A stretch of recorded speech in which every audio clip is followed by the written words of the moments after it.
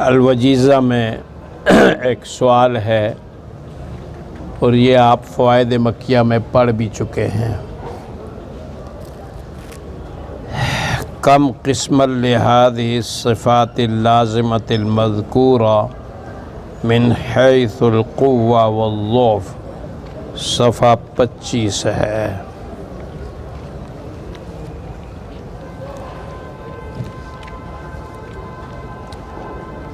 قوت و ضعف کے اعتبار سے جو صفات بیان ہوئی ہیں، اوپر ذکر ہوئی ہیں، تو ان کے اعتبار سے کتنی قسمیں ہیں حروف کی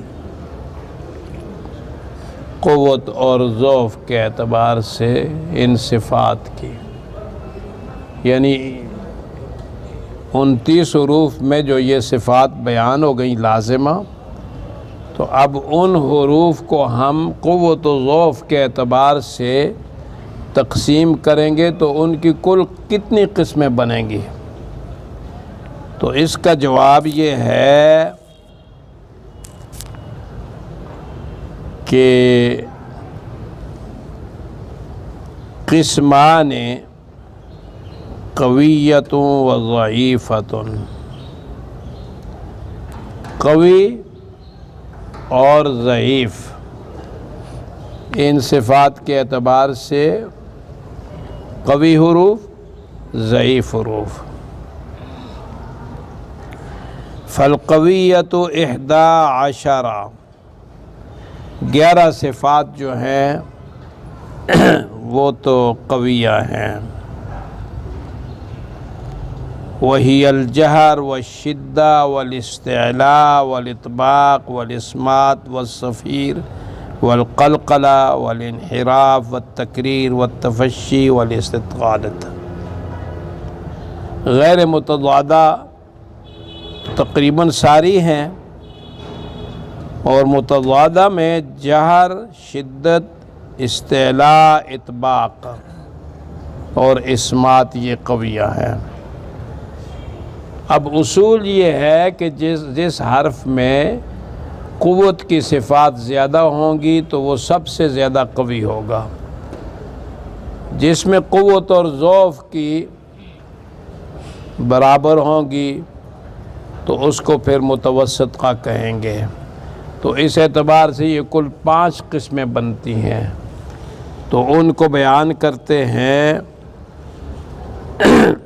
والضعیفۃ 7، 7 صفات ضعیف صفات ہیں۔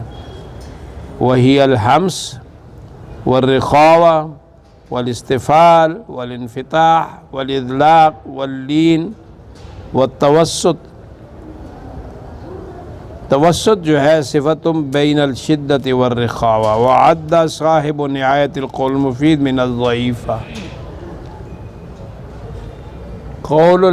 نہایت قول المفید عربی میں یہ تجوید کی بڑی معتبر کتاب ہے، اور اس میں توسط کو ضعیف صفات میں لکھا ہے، جیسا کہ فوائد مکیہ میں اور ہدیۃ الوحید میں بھی اسی طرح ہے۔ اب سوال یہ پیدا ہوتا ہے کہ الی کم قسم تنقسم الحروف من حیث الصفات القویہ والضعیفہ، قوی صفات، ضعیف صفات کے اعتبار سے حروف کی کتنی قسمیں ہیں؟ تو اس کا جواب یہ ہے کہ تنقسم الی 5 اقسام: اقوی، قوی، متوسط، ضعیف، اضعف۔ جیسا کہ فوائد مکیہ میں حضرت مولانا قاری المقری عبد الرحمن مکی صاحب رحمۃ اللہ علیہ نے یہ 5 قسمیں لکھی ہیں، آپ نے پڑھ لی ہیں فوائد مکیہ میں۔ اب قوی حروف بھی یہاں بتا دیے ہیں: اقوی، قا، ضاد، ظا اور قاف۔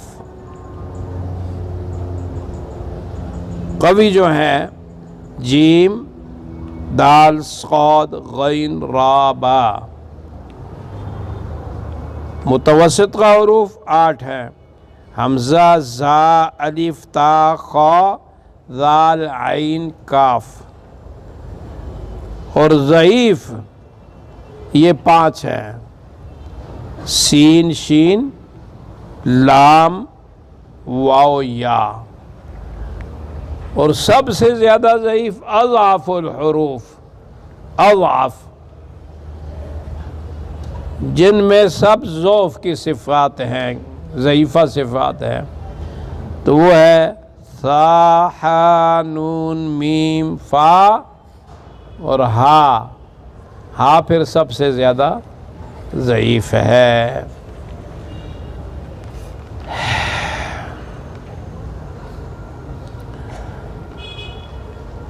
اب فوائد مکیہ میں ایک بحث ہے کہ حروف میں جدائی کیسے ہوتی ہے، حروف میں تمایز کیا ہے، کیسے ہے. تو اس کا جواب یہ ہے کہ اول تو ہر حرف کا مخرج جدا ہے، مخرج کی وجہ سے جدائی ہے. اور پھر بعض حروف کے مخارج جو ہیں وہ قریب ہونے کی وجہ سے ایک بیان ہوئے ہیں، ان کو کہتے ہیں متحدہ فی المخرج. تو مختلف صفات ہوں گے، ان میں صفات کی وجہ سے جدائی ہوگی. کس وجہ سے ہوگی؟ صفات کی. یا تو مخرج بھی جدا صفات بھی جدا، مختلف المخرج مختلف الصفات، اور یا متحدہ فی المخرج مختلف الصفات. بات سمجھ آئی کہ نہیں؟ یہ وہاں پہ انہوں نے بیان کیا بین التمایز بین الحروف تمیزوا حرفا من حرف آخر بالصفات ان کانا متحدہ الذات، یعنی متحدہ فی المخرج ہو. فبالذات او بہا، اگر ذات میں مخرج میں متحد ہیں، و بہا صفات میں بھی متحد ہیں، ما بعض صفات بعضی صفات ہوں. فالتمایز بین الحروف لا يتحقق الا بالذات او بعض الصفات. پھر مخرج اور صفات سے ہی اس میں جدائی ہے. اور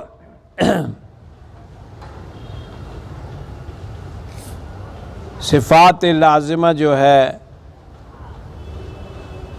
ان سے جدائی ہوتی ہے، عارضہ کی بات نہیں ہے. یہ بات تو آپ نے یہاں پڑھ لی. اب آگے الوجیزہ میں یہ ایک نقشہ بنایا گیا ہے، جدول ہے، فصل فی بیان المخارج مع الصفات. یہ آپ کا مخارج اور صفات کا ایک قسم کا خلاصہ اور نچوڑ ہے جسے آپ نے زبانی یاد کرنا ہے. اب مثلا میں کہتا ہوں کہ الف کو بیان کرو مخرج و صفات کے اعتبار سے، تو آپ کہیں گے سوال ہے این مخرج الحروف المد، تو آپ نے جواب مختصر کیا دینا ہے؟ جوف الفم، منہ کے اندر کا خلا. یہ 3 حروف مدہ کا مخرج ہے. وَکَمْس فِیہ صفات لازمہ، اس میں لازمہ صفات کتنی ہیں؟ وَکَمْ لَہَا مِنَ الصِّفَاتِ، تو جواب مختصر ہے وَلَہَا 6 صفات.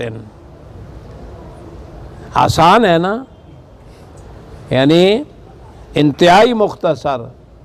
جوف الفم، مدہ کا مخرج کیا ہے؟ جوف الفم. اس کو آپ اپنی زبان میں کہتے ہیں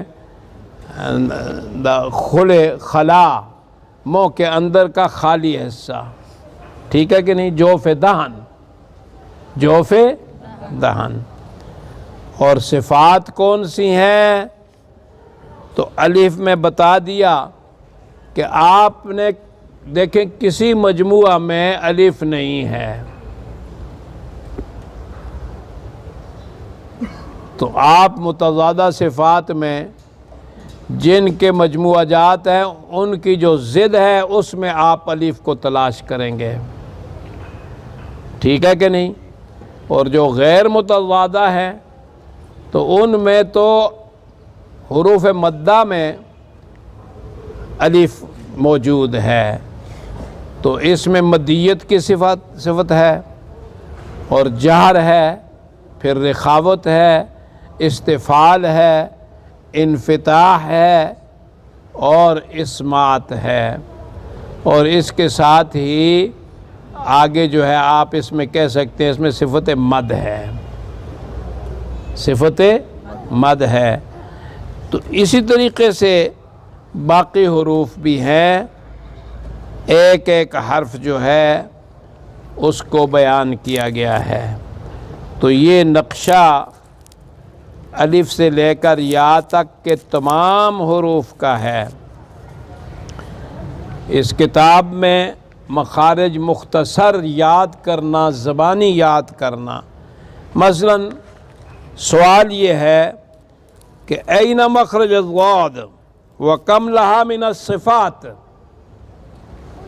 تو جواب کتنا آسان ہے، حافۃ اللسان ما یلیہا من الاضراس العلیا یمینا او شمالا او معا، دونوں طرف سے۔ آگے صفات کا جواب کیا ہے، وَلَهَا سِتُّ صِفَاتٍ، اس کی کتنی صفات ہیں، 6۔ تو یہ ہم سے تو نقشہ بنوایا گیا تھا، سبق کے دوران ہم سے نقشے بنائے گئے تھے، لیکن یہاں بنے ہوئے ہیں، اور ان کو آپ اپنی جگہ ضبط کریں، یاد کریں۔ آج آپ کا سبق ہے مقدمۃ الجزریہ میں باب معرفت التجوید،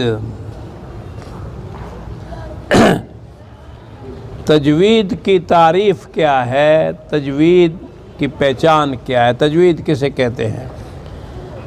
تو فرماتے ہیں والأخذ بالتجوید حتم لازم من لم یجود القرآن آثم لأنه به الإلہ انزل وهكذا منه إلینا وصل۔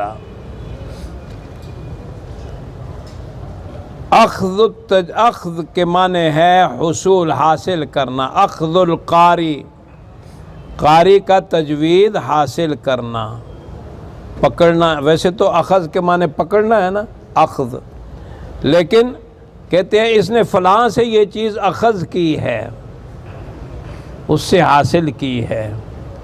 اخذت من فلاں، میں نے فلاں سے یہ علم حاصل کیا ہے۔ تو معنی کیا ہوں گے، تجوید کا حاصل کرنا۔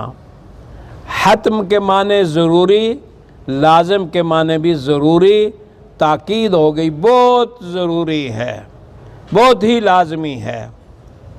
آگے فرمایا من، وہ شخص، لم یجود، جو تجوید نہ کرے، جو تجوید سے قرآن کو نہ پڑھے، لم یجود القرآن، قرآن کو جس نے تجوید سے نہیں پڑھا ہے، فَهُوَ آثِمُ، پس وہ گناہگار ہے، وہ گناہگار ہے۔ ظاہر بات ہے کہ لحن جلی پیدا ہوئی تو گناہ زیادہ ہے، حرام ہے، خفی پیدا ہوئی تو پھر بھی گناہ ہے۔ تو گناہ تو واضح ہے نا، آپ نے کتاب میں پیچھے پڑھ لیا ہے۔ آگے وجہ خود بیان فرماتے ہیں لِأَنَّهُ یہ ضمیر شان ہے انہو کی، لام تعلیلیہ ہے، کیوں گنہگار ہے؟ لِأَنَّهُ اس لیے کہ بِهِ الْإِلَٰهُ أَنزَلَ اے انزل اللہ سبحانہ وتعالی القرآن الکریم بالتجوید، بِهِ ای بالتجوید، انزلہ کا فاعل الہ، اللہ رب العزت نے قرآن کو تجوید ہی کے ساتھ نازل کیا ہے۔ وَرَتَّلْنَاهُ تَرْتِيلًا، وَرَتِّلِ الْقُرْآنَ تَرْتِيلًا ای جوِّد القرآن تجویدا۔ وَهَكَذَا اور اسی طرح یعنی تجوید ہی کے ساتھ، مِنْهُ إِلَيْنَا وَاسْغَلَا، وَاسْغَلَا إِلَيْنَا مِنَ اللَّهِ سبحانہ وتعالی، اللہ تعالیٰ سے جبرائیل امین اور پھر نبی پاک صلی اللہ علیہ وسلم، پھر صحابہ کرام، تابعین، تبع تابعین، ہمارے اساتذہ کے ذریعے ہم تک تجوید ہی کے ساتھ قرآن پہنچا ہے۔ اس کے بعد تجوید کی تعریف ہے کہ تجوید ہے کیا ہے۔ فرماتے ہیں وَهُوَ أَيْضًا حِلْيَةُ التِّلَاوَةِ وَزِينَةُ الْأَدَاءِ وَالْقِرَاءَةِ، اور وہ تجوید ایضاً نیز حلیہ ہے، زیور ہے تلاوت کا، اور ادا کی بھی زینت خوبصورتی ہے۔ حلیہ بھی خوبصورتی، زیور خوبصورت ہوتا ہے نا، اور ادا کی بھی خوبصورتی اور زینت ہے، اور قرات کی بھی خوبصورتی اور زینت ہے۔ اب یہاں پہ تین چیزیں بیان کر دیں، ایک ہے تلاوت، دوسرا ہے ادا، اور تیسری ہے قرات۔ اب ادا تو آپ شیوخ سے جب حاصل کریں گے، جیسے ابھی میں بچوں کو پڑھا رہا تھا تو وہ سن رہے تھے، پڑھ رہے تھے، تو تجوید کے ساتھ جب میں نے پڑھایا اور انہوں نے پڑھا، آپ نے ادا کیا تو خوبصورتی ہے۔ اور تلاوت قرآن کا وہ پڑھنا کہ آدمی ثواب کی نیت سے اپنے لیے ایک ورد بنا لیتا ہے کہ میں نے روزانہ 5 پارے پڑھنے ہیں، میں نے روزانہ 3 پارے پڑھنے ہیں، میں نے روزانہ 2 پارے پڑھنے ہیں، سمجھ کے پڑھنے ہیں ترجمے کے ساتھ، اور اگر زیادہ وقت نہیں ہے تو کم از کم 1 پارہ تو پڑھنا ہی ہے ترجمے کے ساتھ، سوچ سمجھ کے۔ تو جب آپ وہ ثواب کے لیے قرآن پڑھیں گے نا تو اس کی بھی خوبصورتی ہے۔ اور قرات استاد شاگرد پر پیش کرے، شاگرد سنے، یا شاگرد پڑھے اور استاد سنے، تو اس کی بھی خوبصورتی ہے۔ اب قدیم زمانہ میں تو شاگرد زیادہ ہوتے تھے،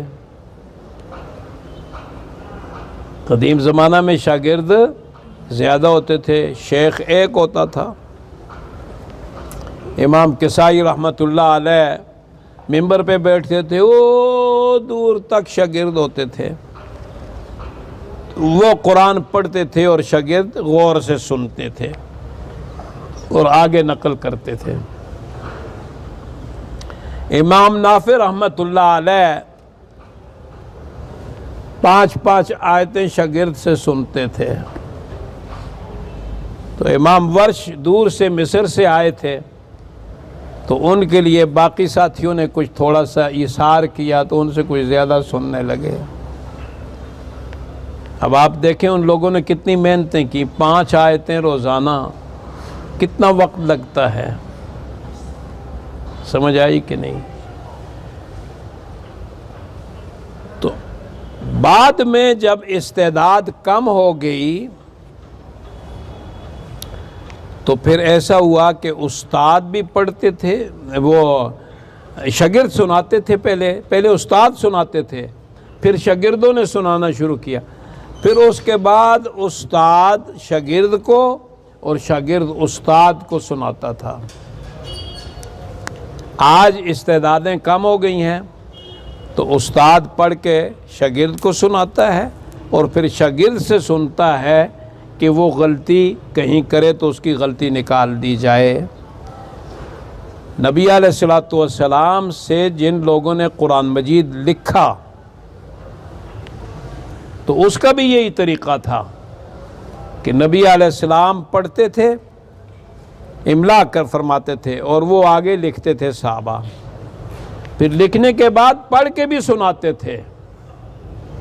اور سیدنا انس رضی اللہ تعالی عنہ چھوٹے بچے تھے 10 سال کی عمر کے، ان کی والدہ ماجدہ ان کو لے کے آئیں کہ یا رسول اللہ صلی اللہ علیہ وسلم انہیں اپنی خدمت کے لیے قبول فرما لیں۔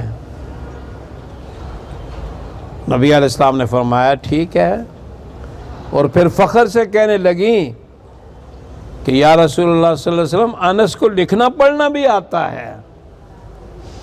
یعنی جس طرح آج کل کوئی آپ کہتا ہے میرا بیٹا تو پی ایچ ڈی کر گیا ہے یا عالم حافظ قاری بن گیا ہے، تو فخر کی بات تھی نا۔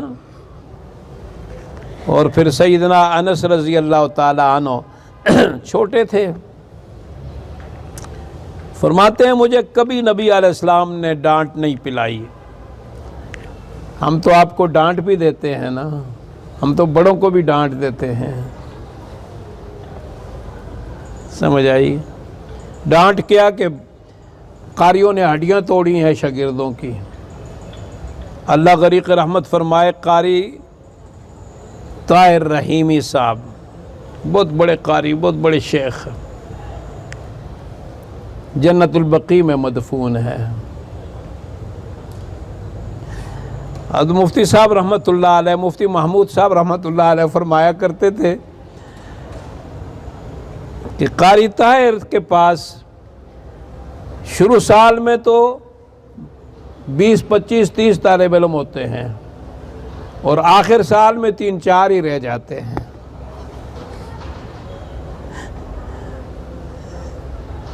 سمجھ آئی کہ نہیں؟ تو یہ جو آپ قاری لوگ مارتے ہیں نا شاگردوں کو، تنبیہاً حضرت قاری محمد شریف صاحب رحمۃ اللہ علیہ نے لکھا ہے کہ جب آپ کا غصہ ختم ہو جائے تو پھر تھوڑی سی سزا دے دی جائے، لیکن سزا غصے میں دینا اس کا مطلب ہے کہ آپ اپنا غصہ نکال رہے ہیں۔ اور مولانا تھانوی رحمۃ اللہ علیہ فرماتے ہیں کہ مجھے کوئی سمجھ نہیں آتی ہے کہ یہ چھوٹے بچے معصوم ہوتے ہیں، نابالغ ہوتے ہیں، یہ تو معاف نہیں کر سکتے۔ آپ کسی چھوٹے بچے کا نکاح کسی لڑکی سے کرا دیں اور پھر وہ کہے میں طلاق لینا چاہتی ہوں، تو جب تک وہ بالغ نہیں ہوگا تو طلاق تو نہیں ہوگی۔ نکاح تو باپ کروا سکتا ہے، طلاق کا اختیار نہیں ہے، سمجھے؟ تو فرماتے ہیں کہ مجھے یہ سمجھ نہیں آتی کہ معافی کا کیا طریقہ ہوگا کہ جو ان چھوٹے بچوں کو مارتے ہیں۔ میں نے جو کتاب لکھی ہے رہنمائے والدین و اساتذہ بسلسلہ تعلیم و تربیت اولاد، اس میں نے اپنے سے کوئی بات نہیں لکھی، اپنے سے ایک بات لکھی ہے، وہ میرا دل چاہتا ہے میں اس کو نکال دوں۔ وہ لکھا ہے کہ خواتین کو، لڑکیوں کو اکیلے نہیں جانا چاہیے، دکانداروں کے پاس بھی نہیں جانا چاہیے، اور جو دکاندار دکان کے باہر کپڑا ڈال دیتے ہیں اندر خواتین آ جائیں تو اس دکان سے نکل جانا چاہیے یا کپڑا ہٹا دینا چاہیے تاکہ سامنے لوگ دیکھیں نا۔ پردے میں ہوں گی تو کیا فرق ہے، بازار میں جا رہی ہیں پردے میں ہے تو دکان میں ہے تو پردے میں ہے۔ اور اس میں نے لکھ دیا ہے کہ اگر کوئی کسی کو شریر انسان چھیڑے تو جوتا نکال کے تو اس کی پٹائی کرے، ایسی جگہ نہیں جہاں کوئی بھی نہ ہو، پھر وہ اس کو مارے گا، ایسی جگہ پہ کہ جہاں اور بہت سے لوگ ہوں، تو جوتے سے اس کو مارے تو سارے لوگ آئیں گے، وہ بھی اس کی پٹائی کریں گے۔ یہ میں نے اپنے سے لکھ دیا ہے، یہ مجھے نہیں لکھنا چاہیے تھا، اس کو آئندہ اشاعت میں ختم کر دیں گے۔ تو اس کتاب میں باقی ساری چیزیں بزرگوں کی ہیں، اور اس میں آداب ہیں، شاگرد کے لیے کیا چیزیں ضروری ہیں، استاد کے لیے کیا چیزیں ضروری ہیں۔ تو غصے میں نہیں سزا دینی چاہیے۔ اللہ مجھے معاف فرمائے، میں نے بعض دفعہ مجھ سے ہوا ہے یہ غلطی، لیکن بہت کم ہوا ہے، بہت کم۔ مؤتمم کو تو خود سزا دینی ہی نہیں چاہیے۔ وہ بات سمجھ آئی کہ نہیں؟ مؤتمم اور ناظم کا کام نہیں ہے سزا دینا، اس لیے کہ شاگرد جو ہے طالب علم، اس کے دل میں مؤتمم کا یا ناظم کا وہ مقام نہیں ہوتا جو اس کا اپنے استاد کا اس کے دل میں جو مقام ہوتا ہے۔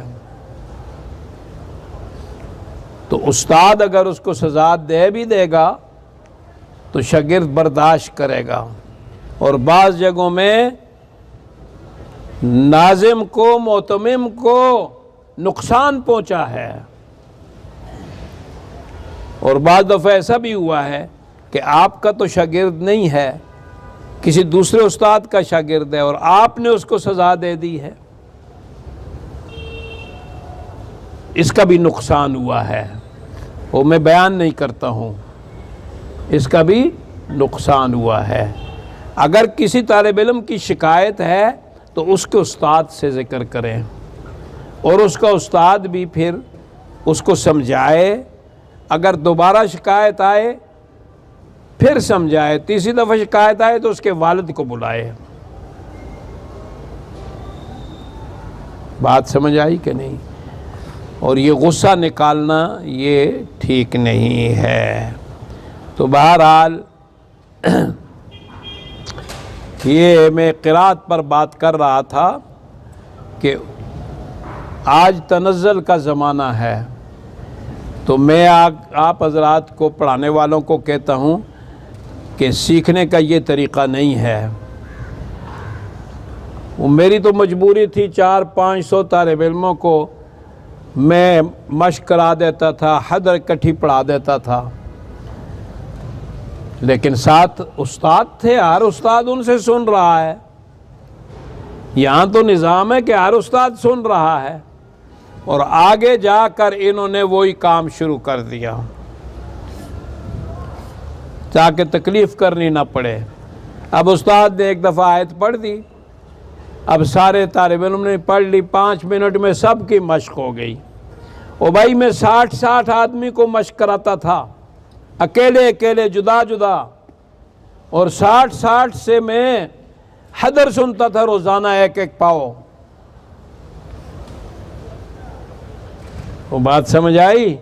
یہ جو قاری بن کے ادھر ادھر دنیا میں کام انہوں نے کیا ہے تو وہ اس طرح نہیں بنے ہیں، اس لیے کہ میں نے پڑھا، آپ نے سن کے پڑھ لیا، مجھے کیا پتا ہے کہ آپ صاد کو صاد پڑھ رہے ہیں، ضاد کو کیسے پڑھ رہے ہیں، قاف کو کیسے پڑھ رہے ہیں۔ آپ کا تو ایک شور ہے، اس میں مجھے سمجھ نہیں آئے گی، استاد کو سمجھ نہیں آئے گی۔ بے شک اجتماعی مشق بھی کرائیں، اجتماعی حدر بھی پڑھائیں، اس سے ایک لہجہ بنتا ہے، اور ایک استاد کا ایک ہی لہجہ شاگردوں کو سیکھنا چاہیے۔ یہ جو جیسے میں بچوں کو ابھی پڑھاتا ہوں، ہم نے حفظ اسی لہجے میں کیا ہے، اسی انداز میں، اور حجاز والے بھی اسی میں پڑھتے تھے، اسی سے پانی پتی حضرات نے لہجے کو بگاڑا ہے، وہ یہی لہجہ ہے۔ بات سمجھ آئی کہ نہیں؟ اس میں صفائی ہوتی ہے، اور کوشش یہ کریں کہ اپنی کلاس کے سارے طالب علم اسی ایک طرز پہ پڑھیں اور صفائی سے پڑھیں، ایسی ٹیون نہ ہو کہ ناک میں آواز جا رہی ہے۔ اور آج میں نے دیوبند میں بھی سنا، وہ قاری عبدالرؤف صاحب جو ہیں بہت عمدہ پڑھتے ہیں، بہت بڑے قاری ہیں، دوسرے جو ہے اعظمی صاحب نے تو میری کتاب شاطبیہ پر تقریض بھی لکھی ہے، لیکن یہ قاری عبدالرؤف صاحب بھی یہ بڑے قاری ہیں وہاں دارالعلوم دیوبند کے، وہ بھی اجتماعی مشق بھی کراتے ہیں، لیکن طلباء زیادہ نہیں ہوتے تو ان سے انفرادی بھی مشق کراتے ہیں، سنتے ہیں۔ اور حدر اجتماعی تو سوال ہی نہیں پیدا ہوتا، ایک ایک کا سنیں تاکہ اس کی غلطیاں نکلیں۔ اور یہ میں کہہ رہا تھا کہ قرات کا یہ طریقہ تھا، اور اب چونکہ تنزل ہے تو آپ کو شاگرد کا سننا پڑے گا اور شاگرد کو آپ پڑھ کے بتائیں گے۔ آج اتنا ہی کافی ہے۔ وآخر دعوانا الحمدللہ رب العالمین۔